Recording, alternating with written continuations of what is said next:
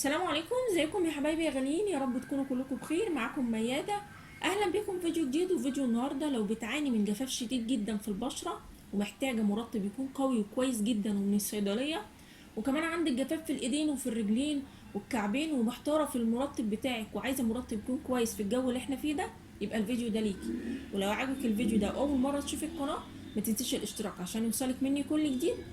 والنهارده يا بنات انا معايا كريمين اتنين، كريم زنكوسيل وكريم كربومايد، الاتنين حلوين جدا في الترطيب وعن تجربه شخصيه. وكنت عملت قبل كده فيديو عن كريم زنكوسيل والرابط هسيبهولك في صندوق الوصف.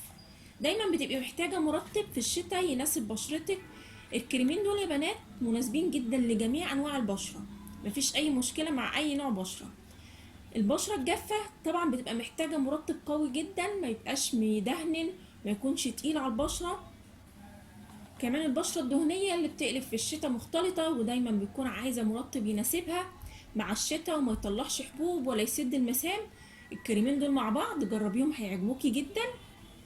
كمان الكريمين دول يا بنات هيعالجولكوا تصبغات البشرة والبقع الداكنة وهيفتحولكوا البشرة وكمان التهاب الجلد. وكمان الجفاف اللي بيبقى موجود في الايدين وفي الرجلين وفي الكعبين، وكمان بنستخدمهم على الركب والاكواع. فهم استخداماتهم كتيرة جدا وهيعجبوكم، وعايزاكي تعملي سيرش وتتأكدي من كل معلومة انا بقولها لك في الفيديو ده. كمان بنستخدم الكريمين دول للضوافر، بيقووا الضوافر جدا وبرضو بيرطبوا الجلد اللي حوالين الضوافر. بنستخدم الكريمين دول يا بنات، بناخد قطعة صغيرة من كل كريم وبنفردهم مع بعض على المكان اللي احنا عايزين ندهنه، سواء بقى على الايدين او على الركب على الاكواع على البشرة. بنستخدمهم مرة واحدة في اليوم، واحسن حاجة ان احنا نستخدم الكريم ده فيها بالليل قبل ما ننام.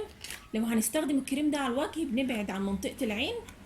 ميزة الترطيب فعلا بتدوم لفترة طويلة جدا وبتخلصي من اي جفاف موجود عندك. كمان بتساعد البشرة انها تحتفظ اكتر وقت ممكن بترطيبها.